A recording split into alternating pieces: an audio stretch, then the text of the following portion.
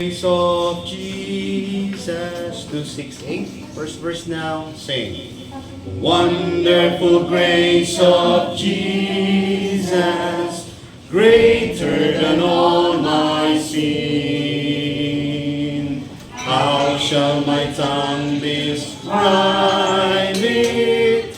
Where shall its praise begin?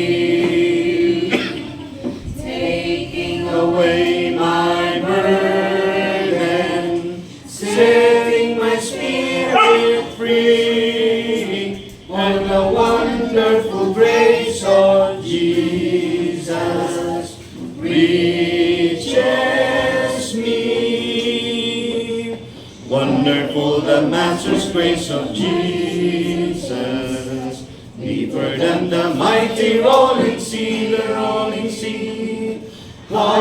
Wonderful grace, all sufficient for me. Broader than the scope of my transgressions, greater far than all my sin and shame. Oh, magnify the precious name of Jesus, praise His name.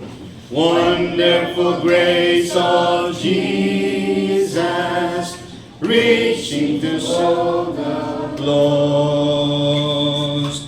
By it I have been pardoned, saved to the uttermost.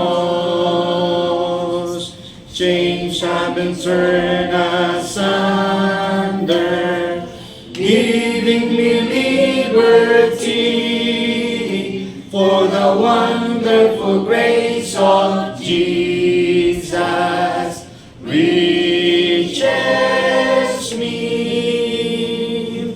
Wonderful the Master's grace of Jesus, greater far than all my rolling sea, the rolling sea. Where the wonderful grace all sufficient for me. Broader than the scope of my transgressions, greater far than all my sin and shame. Oh, magnify the precious name of Jesus, praise His name. Last. Wonderful grace of Jesus, reaching the most divine. By its transforming power, making Him God's dear child. Purchasing peace in heaven for all eternity, and the wonderful grace of Jesus reaches me. Wonderful the Master's grace of Jesus, deeper than the mighty rolling sea.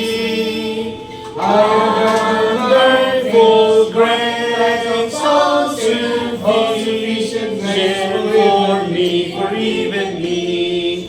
Broader than the scope of my transgressions, greater far than all my sin and shame. Oh, magnify the precious name of Jesus, praise His name. Amen. Buksan po natin sa Psalms chapter 77.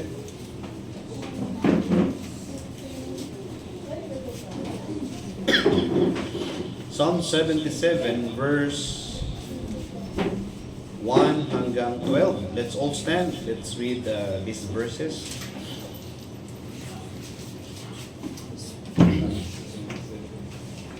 Let's read 1 to 12. Okay, I read verse 1. Palitan tayo. Verse 1, I cried unto God with my voice, even unto God with my voice, and He gave ear unto me. In the day of my trouble, I sought the Lord, my soul ran in the night, and ceased not. My soul refused to be comforted. I remembered God and was troubled. I complained, and my spirit was overwhelmed. Selah. Thou holdest mine eyes waiting. I am so troubled that I cannot speak. I have considered the days of old, the years of ancient times. I call to remembrance my song in the night. I commune with mine own heart, and my spirit made diligent search. Will the Lord cast off forever? And will he be favorable no more? Is his mercy fled gone forever? That his promise fail forevermore? Had God forgotten to be gracious? Had he in anger shut up his tender mercies? Selah.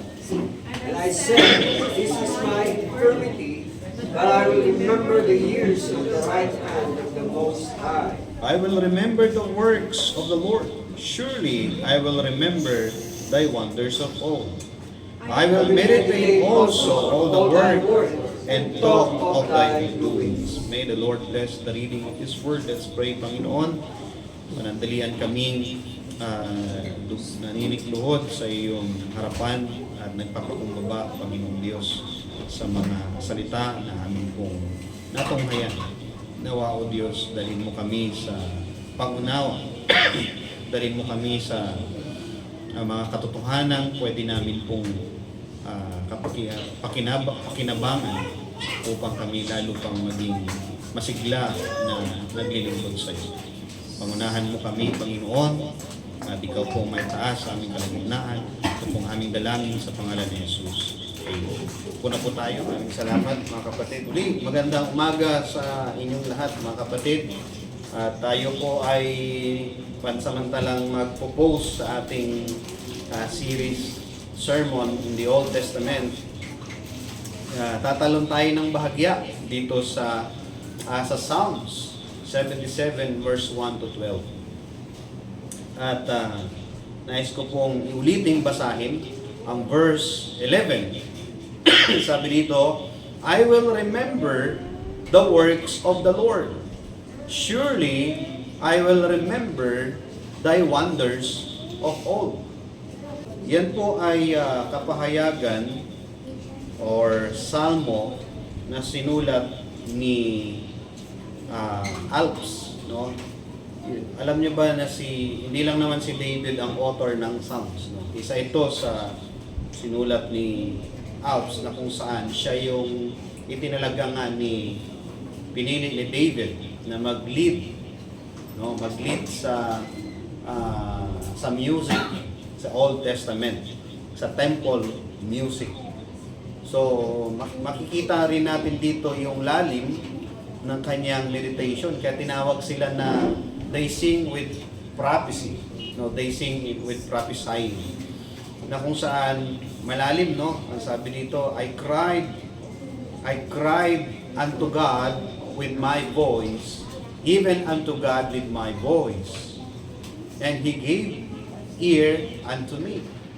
In the day of my trouble, I sought the Lord.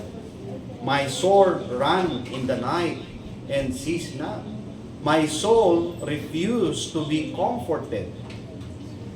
Makikita mo dito yung kanyang malalim na pasanin, no? Pag sabing cried, kumbaga siya ay dumadaing sa Panginoon at pinapaabot niya sa Panginoon ang kanyang pagdaing at nakumpirma niya na the Lord give ear unto him. Okay?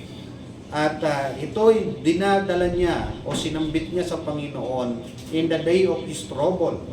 No? In the day of my trouble, I sought the Lord. Okay? My sword ran in the night and ceased not. Kumbaga meron siyang pasanin. At ayaw tumigil yung sakit na kanyang nararamdaman, discomfort.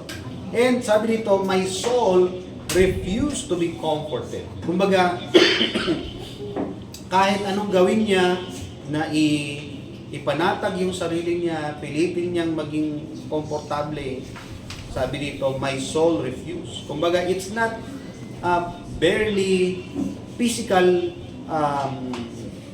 trouble, but also it penetrates his soul. Kumbaga, ang soul kasi is an inner being na po natin yan. Inner being na ni us. So, makikita natin na sabi dito, ganun kabigat. And sa verse 3, I remembered God and was troubled. I complained. Okay? Nagrereklamo na po siya. And my spirit was overwhelmed. Did this experience also present or happening to Christians today? Di ba? Lahat naman, I think, tayo ay dumaraan, mga Kristiyano dumaraan din sa mga ganitong struggle. Okay? Thou holdest mine eyes waking. Kumbaga, no, hindi siya kahit anong gawin niya, hindi siya makatulog. Okay? Might happen na pinipikit mo yung mata mo, pero gising pa rin ang diwa mo. I am so troubled that I cannot speak. Di niya alam kung paano niya i-describe yung kanyang trouble. It's a verse 5, I have considered the days of old, the years of ancient times. This time, na nakita niya, napagtanto niya, na-realize niya, he considered the days of old, yung unang panahon, okay, na naisip niya yung past days. And sabi niya, I call to remembrance my song in the night. I commune with mine own heart, and my spirit made diligent search. Will the Lord cast off forever? And will He be favorable no more? Is His mercy clean gone forever? Doth His promise fail forever? Hath God forgotten to be gracious? Hath He in anger shut up His tender mercies? Selah. These are the questions that point him to look at the past. No, ito yung mga tanong na kanyang inusisa sa mga nakaraang ginawa ng Panginoon. Kasi in His present time, hindi siya makahanap ng comfort, mga kapatid. Sa panahon niya po, during His time, hindi niya matanaw, even in the future, hindi siya makakuha ng encouragement. What happened? Troubled siya. So hindi, kumbaga, minsan pag tayo ay may mga pasanin, we just meditate that this is just temporary. In the future, I'll be like this, I'll be like that. I saw someone in the future, I'll be like, na-encourage tayo, di ba? In the future. This time, wala pong makita si Psalmist during that time. But what he can see, what he recall is the past doing of God. At doon niya sinalang yung mga tanong na itatapon na ba tayo ng Diyos sa habang buhay? At wala na ba yung kanyang favor? Wala na ba yung pag-abiyag ng Panginoon? Pagsabing pag-abiyag, parang pag-spoil ng Panginoon. Katulad sa mga Israel, grabe yung care ng Panginoon sa kanila. Wala na ba yun? Yung kanya bang kahabagan ay nawala na ba? At ang kanya mga pangako ay nag-cease na, nag-fail na ba? So, he look at the past. At nakikita niya na buo pa rin. Nakita niya in the past that God still fulfilled His promises. And God remained favorable to them. Sa verse 9, sabi niya, hath God forgotten to be gracious? Nakalimot na ba ang Panginoon maging gracious? And he looked at the past na hindi nakalimot ang Panginoon. Hath He in anger shut up His tender mercies? Okay? Verse 10, and I said, This is my infirmity. Ito pala yung aking mga infirmities. But I will remember the years of the right hand of the Most High. And sabi sa verse 11, I will remember the works of the Lord. Surely I will remember thy wonders of old. Kaya sabi niya, hindi ko pwedeng iwaksi. Dapat kong alalahanin, dapat kong tingnan ang kanyang mga ginawa. Yung mga ginawa niyang kamangha-mangha sa nakaraan. The wonders of old. And sabi ito, I will meditate, sa verse 12, I will meditate also of all thy work and talk of thy doings. Now mga kapatid, based on this narrative, based on this song and declarations, what you can see, what we can perceive, that in reality,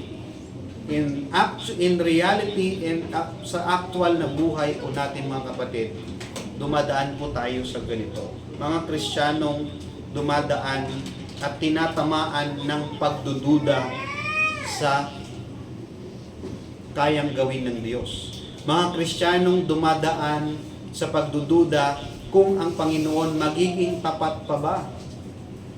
Dahil siya'y troubled ngayon. Parang sa pakiramdam niya na nag-fail na ang pangako ng Panginoon. These are the Christians na nilalamon ng doubt kung sino ang buhay na Diyos, kung sino ang Diyos na pinaglilingkuran. So, mga kapatid, napakahirap kapag ang isang Kristiyano ay nilamon ng pagdududa. Okay? Napakahirap kapag ang Kristiyano ay bumagsak sa pagdududa. Kaya ang ating tema ngayon mga kapatid is about the antidote of doubt. No? Antidote of doubt. Yung pangontra sa duda. Bakit ba kailangan ng antidote of doubt? And based on the theme that we can see, one of the clear antidote that helps the psalmist is he remember the works of old. Okay? He remember the works of old. Kaya marirealize natin why God write His works. Why God wrote His works in the old times. No? He did, no, nag-iwan siya ng account sa lumang sa mga ginawa niyang wondrous works in the old days. Bakit? Because may purpose ang Panginoon dyan. And that is actually beneficial to those who are clouded with doubts. Because we can consider, it can be considered as antidote of doubt. Don't you know that doubting is dangerous? Paano naging dangerous yan, Pastor? Yung nagdududa ka. Right? Doubting is the opposite or the contrary of certainty. Tama? When you are in doubt, ibig sabihin, meron kang hindi tiyak. When you are in doubt, it means you are at the uncertain point. Uncertain ka, kaya ka duda eh. Tama? Kasi kapag ikaw ay tiyak na tiyak, ibig sabihin, na-conquer mo na yung doubt. Right? Ibig sabihin, na-surpass mo na yung doubt. And that point in time sa buhay mo na nasa doubting ka, napakadelikado mo doon. You are so vulnerable on that point. You are standing at doubt. Nakatayo ka sa lugar, nakatungtong ka, pero nandun ka sa doubt. And vulnerable ka. Okay? And it's so dangerous to remain on that place. Hindi siya ideal na magstay ka ng matagal. Kasi you are very open. It's like you are no protection. anything might harm you. Lahat ng pwedeng ibato sa'yo kasi bukas na bukas ka eh. Wala kang protection. That is one of the danger of doubt. Being in doubt is not yet in danger, but it's yan yung position na napakadelikado. Why doubting is dangerous? Number one, doubt weakens our faith. Doubt weakens our faith. Doubt make us unstable. It robs us of confidence in prayer and in God's promises. Yung doubt, mga kapatid, ay nagpapahina ng ating pananampalataya. And it makes us unstable. And even robs us of confidence in our prayer and claim of God's promises. Mahirap manalangin if you're in doubt. Diba? If you're in doubt to God, to whom you pray. Siya yung pinapanalanginan mo, pero nagdududa ka sa Kanya, mahirap mo. Diba? Mahirap itungtong ang pagtitiwala mo sa isang taong wala kang tiwala. Especially if you are doubt in the Lord. In James chapter 1 verse 6-7, sabi doon, if you ask God, you should ask, let Him ask in faith, at sabi doon, nothing wavering. Nothing wavering is a contrary of doubt. You cannot ask the Lord doubting what you ask for. You are doubting that God can do it. Okay?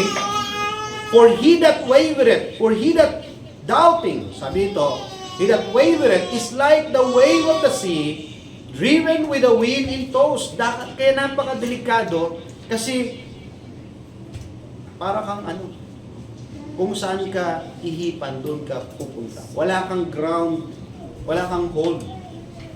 Okay? For let not that man think that he shall receive anything of the Lord. Wala kang mapapala. Kaya, dangerous yun kasi kung saan ka tatapikin tapos wala ka pang mapapala sa sitwasyon na yun. You should not settle in doubt kasi wala kang mapapala sa buhay mo. Second, doubt delays our obedience. Doubt delays obedience. When Peter walked on water, diba? In Matthew 14:29 to 31, he began well, right?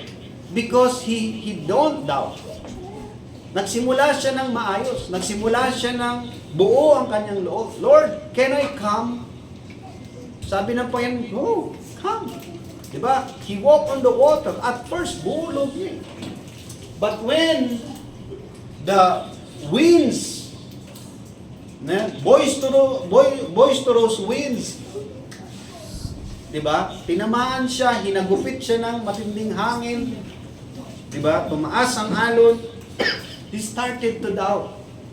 And that's the time he started sinking, mga kapatid. But when he doubted, he started sinking. Doubt often paralyzes us.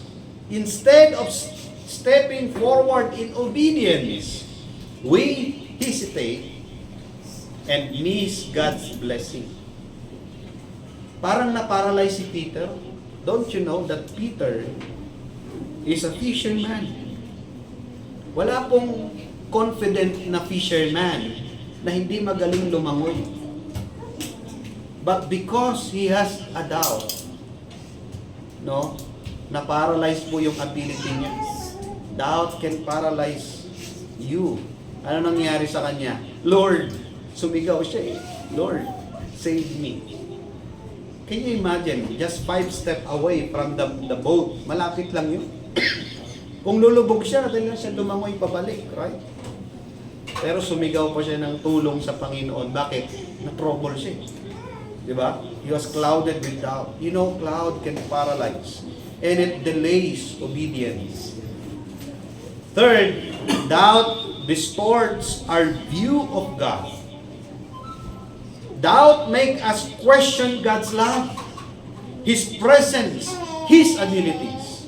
His ability. It blinds us to track record, to His track record of faithfulness.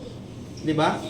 Parang bubulagin tayo sa track record ng Panginoon in the old time na tapat ang Panginoon. Right? So, doubt distorts our view of God. In the wilderness, Israel doubted God's power even after seeing miracles. Pinakita ng Panginoon yan. Kaya alam nyo, yung 40 days, naging 40 years sa kanila eh. Bakit? Because of this character, yung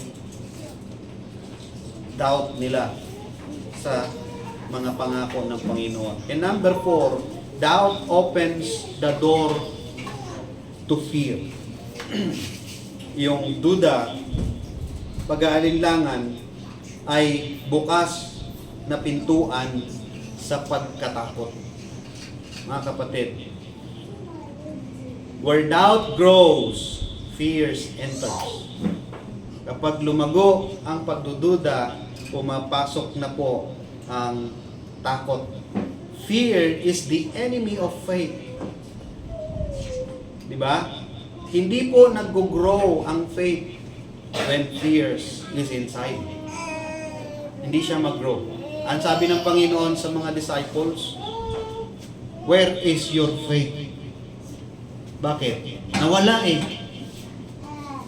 Nawala yung faith nila nung nasa bangka sila at halos ilubog sila sa tindi ng alon at storms.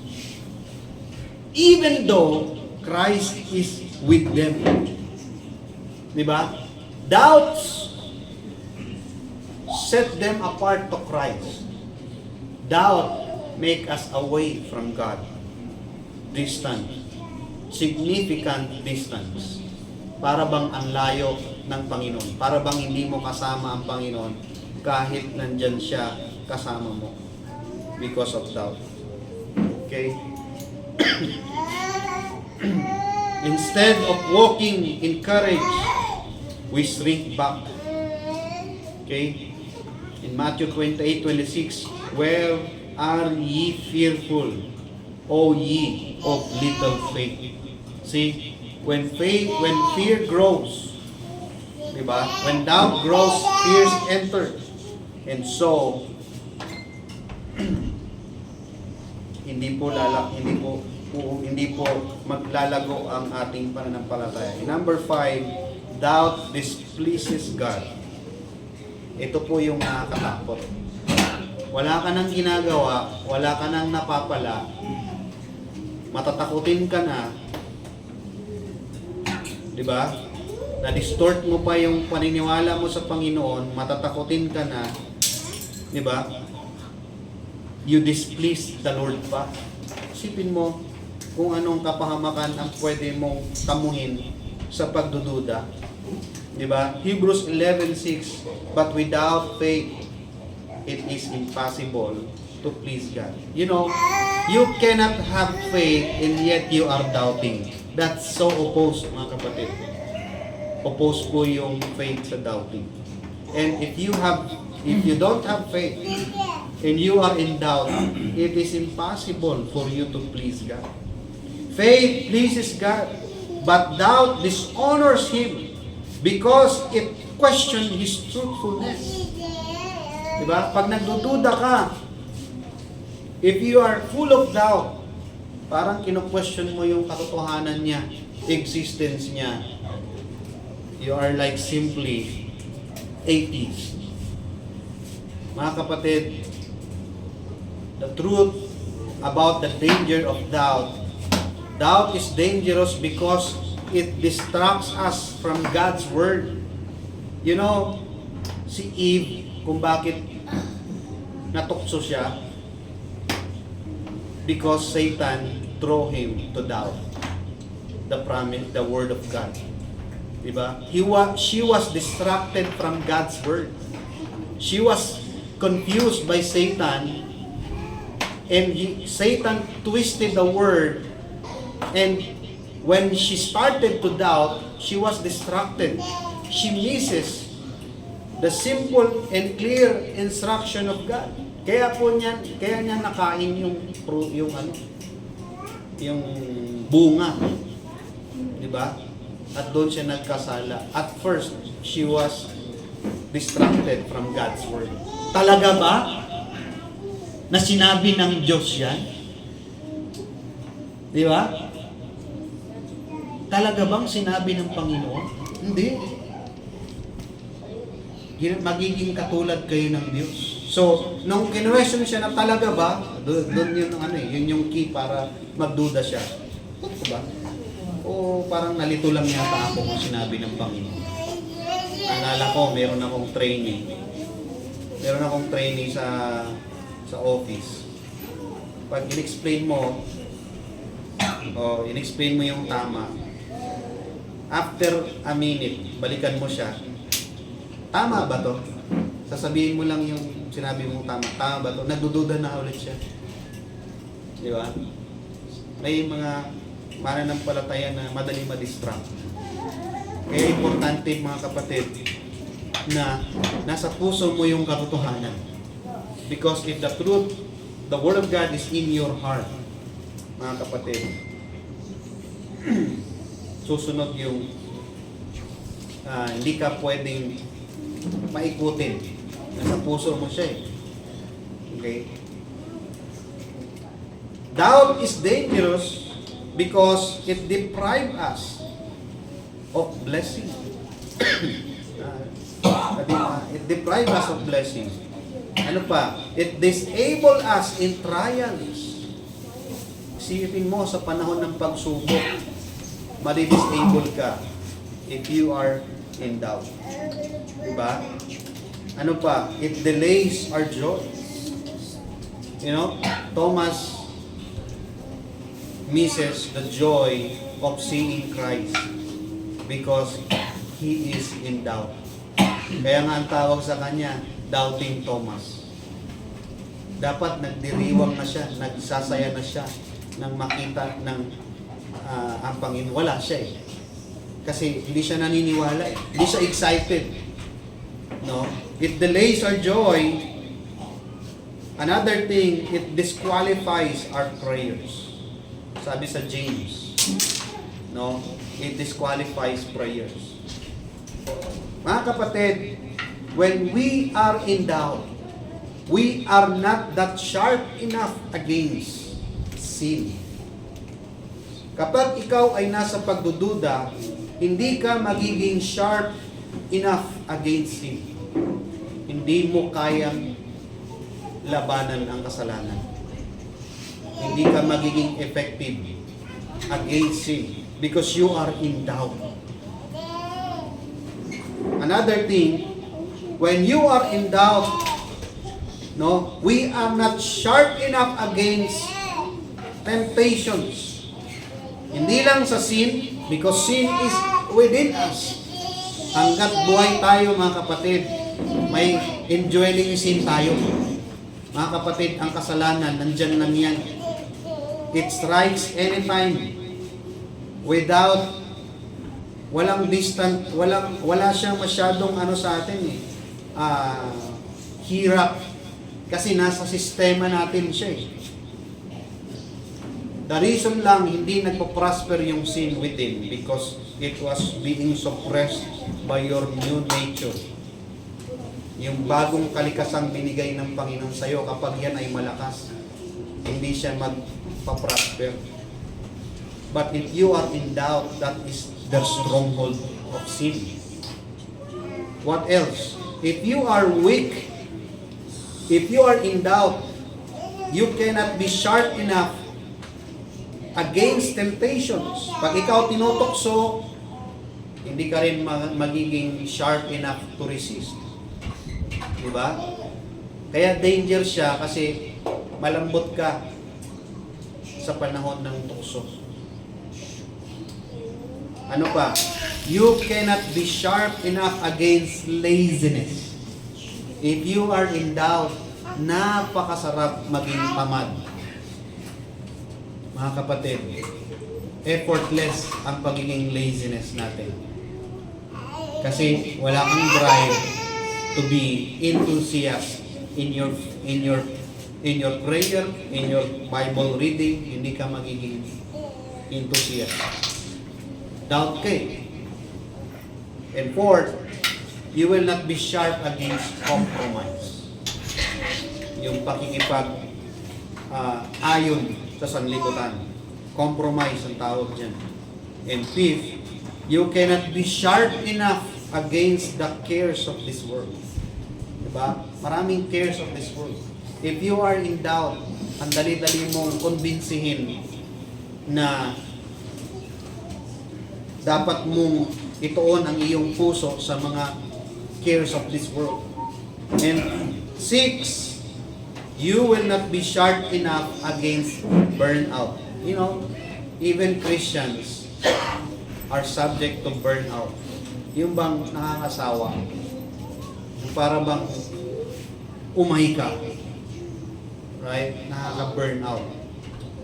And we need the antidote from these things. Kailangan natin ng antidote sa mga bagay na to. Now, we have seen the danger of doubt. And we need antidote. Kailangan natin ng pangontra dyan. Diba? Delikado po pag nakagat ka ng aso na may rabies. Diba? Delikado yan. Bukod sa delikado, magastos pag nakagat ka ng aso. Kaya para makapanigurado, whether vaccinated yan o hindi, pag nakagat ka niyan, magpapabaksin ka pa. Diba? Why? You need antidote. Because you don't know when rabies strike. Gusto mong nakakita na kayo ng mga taong tinamaan ng rabies? Diba? Para ding na demon possessed. Diba? Umaakto rin na parang aso. Diba? Ganon siya ka-dangerous. Kaya naglagay po ng mga antidote. Kasi mahirap po gamutin kapag tumama na. Hello, mga kapatid. The same thing. These dangers is hard to cure when it's already within the system. When these dangers came to you in actual, nandun ka na sa sin, you are already tempted, you are actually, sabi nga bagsak ka na sa katamaran, you are in compromise, you are actually loving the cares of this world, burnout ka na, ang hirap po niyan sa isang mananampalataya. Mas mabuti pang mag-akay ka ng bago kaysa sa isang mananampalataya na tumalikod na sa Panginoon. Diba? Sa isang backslider, mas mahirap po siyang akayin. Mayroong kasabihan ano yun? You cannot, it's hard to win an offended. Diba? Pag na-offend mo, mahirap i-win yun. Kasi nga, vulnerable ang isang taong puno ng pagdududa sa isip niya. That's why we need antidote from these things. And the question is, are you in doubt right now, mga kapatid? Do you have things that you are in doubt? No? If so, no, do not underestimate the danger of it. Remember the 4 R's antidote against doubt. We can see 4 na R, mga kapatid. 4 na antidote sa bagay. Number 1, recognize the danger.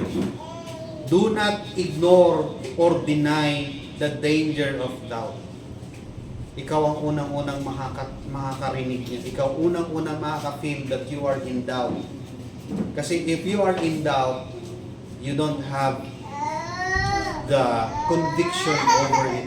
Wala kang conviction sa faith mo. Kasi duda ka Kahit anong anong basa natin ng scripture, anong basa natin ng mga katotohanan, walang conviction sa heart mo because you are in doubt.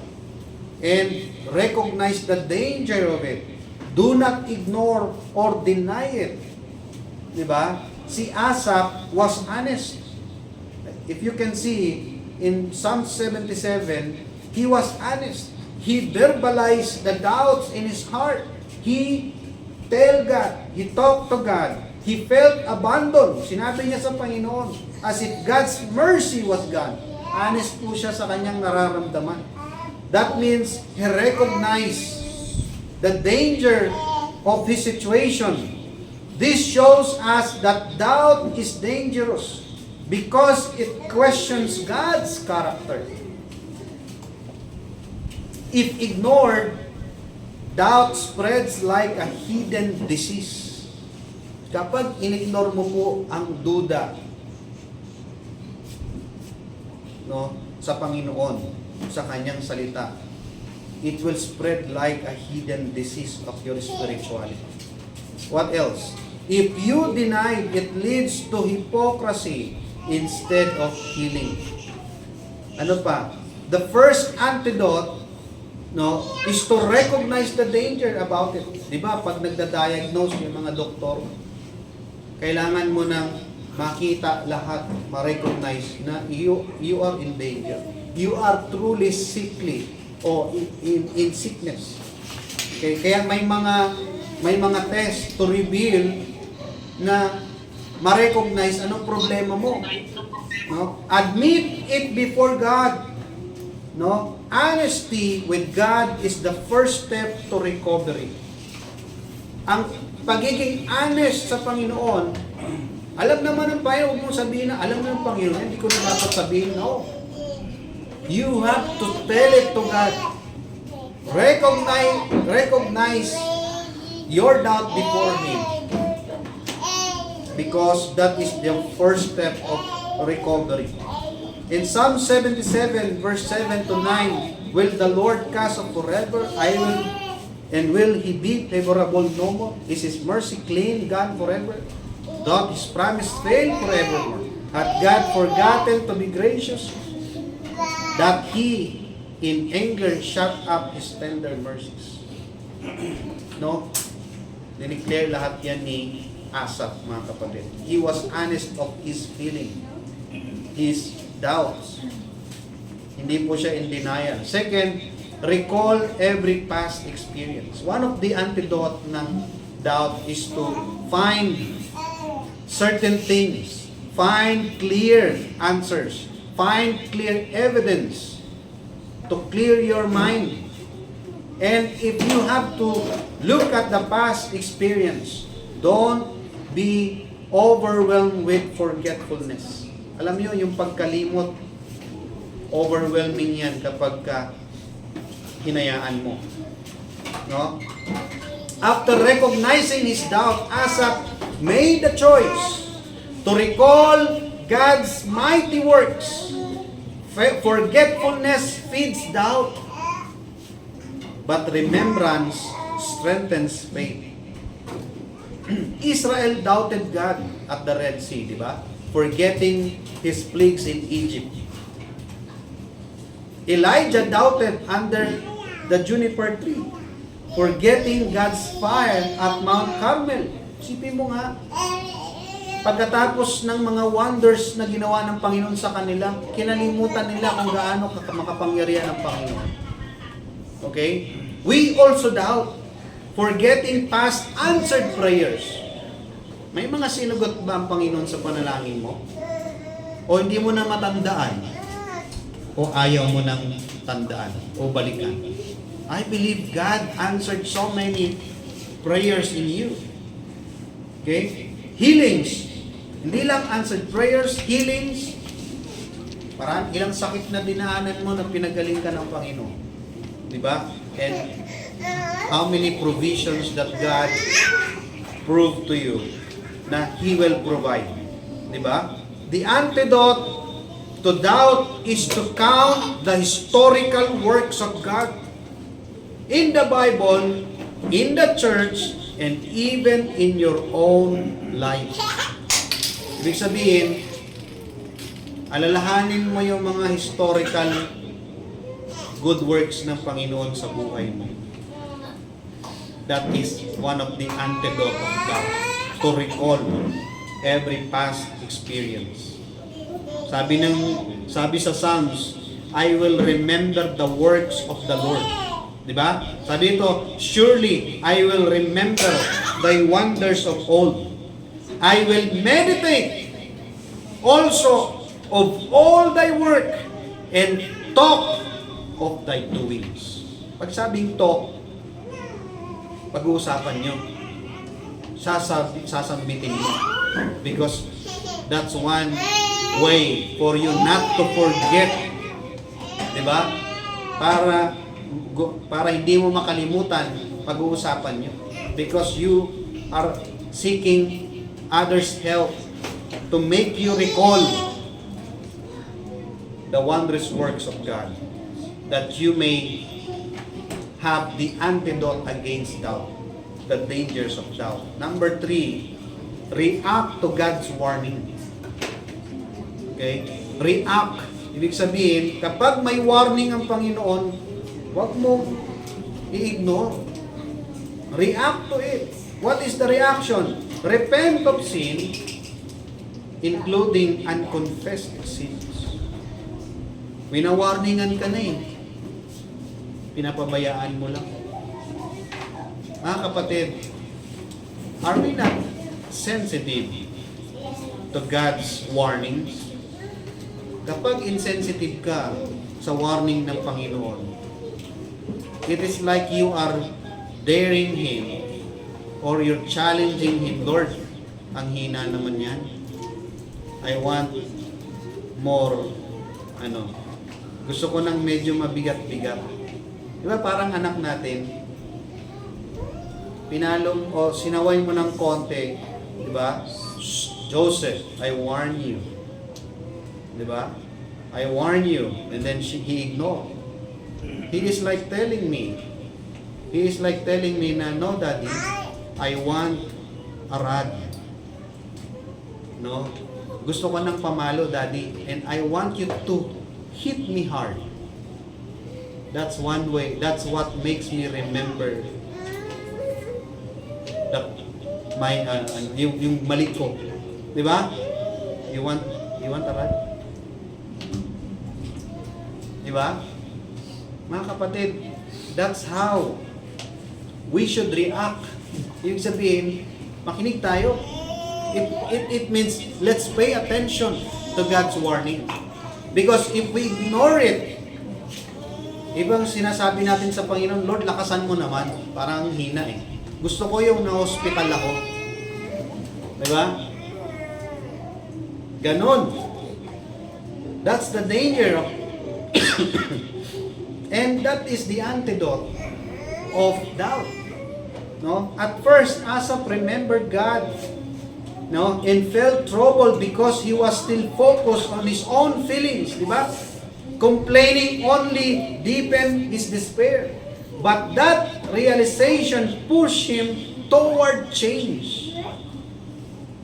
Okay? Doubt exposes the needs for repentance. Pag ikaw merong nauwi ka sa pagdududa, ibig sabihin ini-expose nito na merong kang dapat pagsisihan. Okay? Many times, hidden sin, unconfessed pride, or spiritual neglect open the door to doubt. Kapag meron kang nanineglect spiritually, bukas na pintuan yan para batuhan ka ng pagdududa. Instead of complaining, repent. Instead of being overwhelmed, return to God.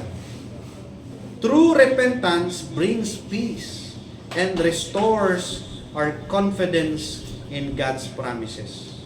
Alam mo, yung pagsisisi mo ay magbabalik ng iyong kumpiyansa sa Panginoon. Diba? When you truly repent to God, babalik yung confidence mo sa Panginoon. Minsan kasi parang nakakababa ng ng pagkatao natin na magsisi tayo sa maling ginawa natin. Ganun ba tayo sa Panginoon? Ikakahiya mo pa ba sa Panginoon na mag-admit ka na may kasalanan ka? Di ba? Nilikaw ng bituka mo, alam ng Panginoon. Ano ipagmamalaki natin sa Panginoon? Not to repent. No? Sabi sa verse 3, I remembered God and was troubled. I complained and my spirit was overwhelmed. React to God's warning. Repent of sin, including unconfessed sins. Number 4R, remain grounded in the Word of God. Remain grounded in the Word of God. Do not abandon your calling. Do not abandon your duty. Do not abandon the purpose why God calls you to light from darkness. Huwag mong iwan. Huwag mong i-abandon. Nakakaya naman yun. Ang Panginoon di ka iniwan. Ikaw ang mangiiwan. Di ba? Ang Panginoon nagbigay ng oras, naglaan ng kanyang sarili. Namatay pa nga para sa iyo, tapos iiwan mo lang. Di ba? Parang sinabi mo, Lord, wala namang saysay sa akin yung ginawa mo. Diyan ka na nga. Di ba? Remain grounded. Here is the turning point, mga kapatid. From despair, Asaph shifted to worship. Yung pain ni Asaph na nag-lead sa kanya para tanungin niya ang Panginoon, nagbigay sa kanya ng occasion to doubt, na-realize niya na yung kapaitan niya dapat ituon niya pala sa pagsamba. Diba? From doubt, he anchored himself in God's greatness. Instead na magduda siya, hinanap niya yung mga bagay na nagpapakita ng greatness ng Panginoon. At doon niya inangkla yung kanyang sitwasyon. At yun yung hinugot niya para purihin niya ang Panginoon. This is the final antidote, mga kapatid. Remain grounded in the Word of God. Don't abandon your prayer even when you don't feel like it. Don't abandon church even when you're discouraged. Don't abandon your calling because God is still working wonders. Remain faithful in the work of God. Keep us steady while doubt tries to shake us. Mga kapatid, sabi ni Asaph, Thy way, O God, is in the sanctuary. Who is so great God as our God? Thou art the God that doest wonders. Thou hast declared thy strength among thy people. Mga kapatid, doubt is dangerous. It weakens faith, delays obedience, distort our view of God. Distort our view of God and feeds fear. Ganun po nakakatakot yung doubts. Kasi yan po ay pagkain ng fear. But God had given us the antidote. Binigyan niya po tayo ng pangontra niya. Sabi niya nga, di ba? But God had not given us the spirit of fear, but of love, and of a sound, but of love, and of a sound mind. Di ba? Basta yun yung sinabi niya. He gave us antidotes. Recognize the danger. Be honest before God. Recall His works. Strengthen your memory of His faithfulness. Sharpen your mind about His faithfulness. Kailangan mong tandaan ang katapatan ng Panginoon. Because strength mo yun. Maaalala mo yung kanyang ginawa. Ano pa? React with repentance. Clear out sin that feeds doubt. And fourth, remain grounded. Stay faithful in the work of God entrusted to you. Sabi ng Psalms 103 verse 2, Bless the Lord, O my soul, and forget not all His benefits. When the enemy whispers doubt, answer back like Asaph. I will remember the works of the Lord. Choose not to doubt, mga kapatid. Huwag nating piliin na magduda sa kayang gawin ng Panginoon. But instead, let's take the antidotes against doubt. And we will surely be victorious. Let's pray, mga kapatid. Let's all stand, let's pray. Panginoong Diyos na mahabagin at makapangyarihan sa lahat. Maraming salamat sa iyong kabutihan sa aming buhay. Though we are not faithful all the time, and more often, Panginoon, mas malago pa ang mga doubts compared sa amin kung pagsunod sa iyo. But then, you are so patient, Panginoon.